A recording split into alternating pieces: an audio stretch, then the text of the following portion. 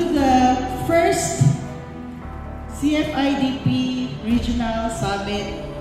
Welcome diri sa Coronadal City, South Cotabato. Welcome, and let's start this show. Good morning.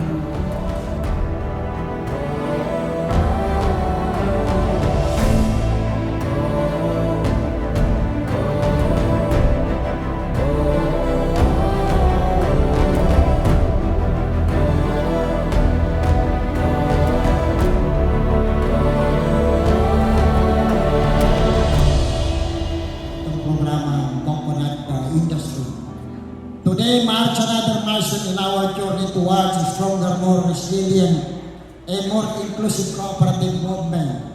The holding of this first regional Coconut Farmer Cooperative Summit symbolizes not only collaboration but also renewed commitment to empower our coconut farmers, the backbone of one of our country's most vital industries.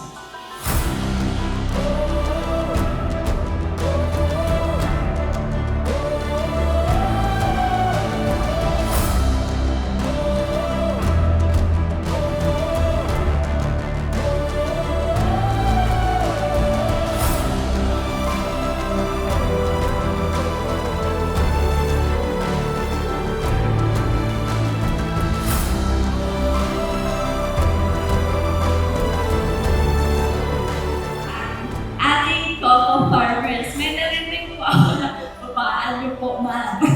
Programa ng Cooperative Development Authority bilang pagpapalakas ng mga kooperatiba sa ating bansa, at ito po ay under the implementation of Coconut Farmers Industry Development Plan.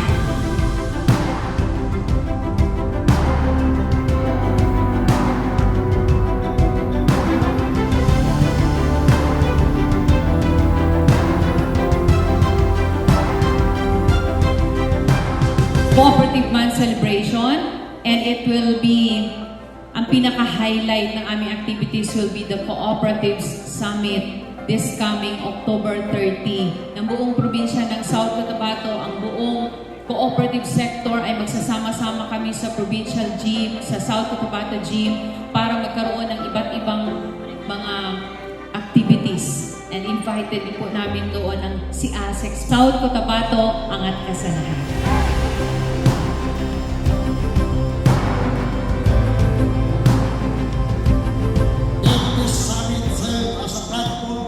Synergy with government agencies, NGOs, and cooperatives join hands in advancing the goals of Coconut Farmers and Industry Development Plan.